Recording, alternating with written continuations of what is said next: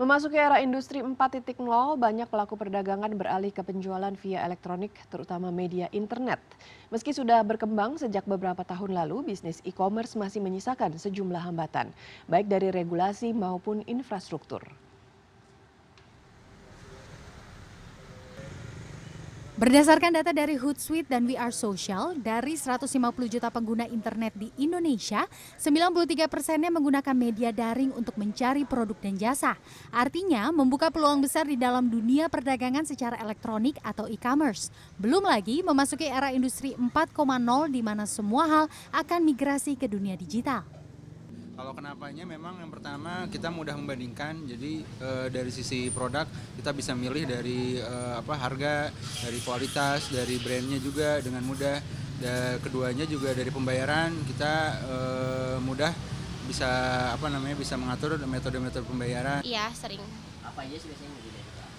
Biasanya nyari make up, terus juga paling make up sih. Di Jawa Barat, usaha mikro kecil menengah menjadi salah satu roda penggerak ekonomi Provinsi Jawa Barat. Tidak sedikit pelaku UMKM bermigrasi ke dunia digital dengan memasarkan produk dan jasa menggunakan kemudahan teknologi yang dinilai lebih efisien. Rifki Sultan misalnya, sudah memulai menjual produk fashionnya sejak 3 tahun yang lalu. Meski menjanjikan, namun masih menyisakan berbagai kendala, terutama dalam persaingan promosi yang membutuhkan dana besar, sementara UMKM tidak memiliki modal yang besar.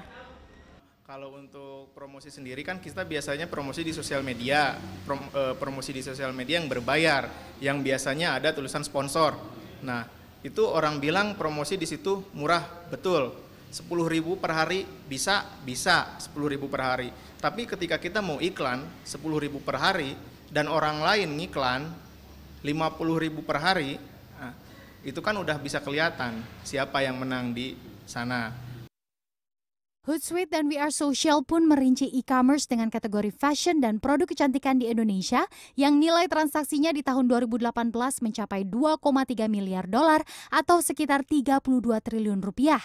Kepala Prodi Bisnis Digital Universitas Padjadjaran menilai dengan potensi yang besar ini sudah sewajarnya pemerintah baik daerah atau pusat mendukung dari sisi regulasi dan dukungan infrastruktur bagi pengusaha UMKM agar tidak tergerus pelaku e-commerce yang mempunyai modal.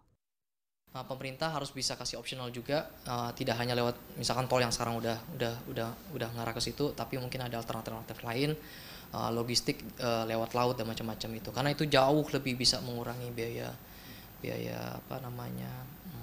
produksi si produk itu sendiri. Hemat saya sih ada kementerian-kementerian terkait tuh yang harus bisa memperhatikan, Kementerian Luar Negeri, Perdagangan, Kementerian Keuangan yang bisa kasih insentif kalau misalnya UKM kita mau ekspor ke luar negeri itu menjadi lebih mudah. Semudah kalau Cina itu masuk ke Indonesia. Selain produk fashion dan kecantikan, barang elektronik dan makanan masih menjadi kategori produk belanja online terlaris di Indonesia. Tim Liputan CNN Indonesia.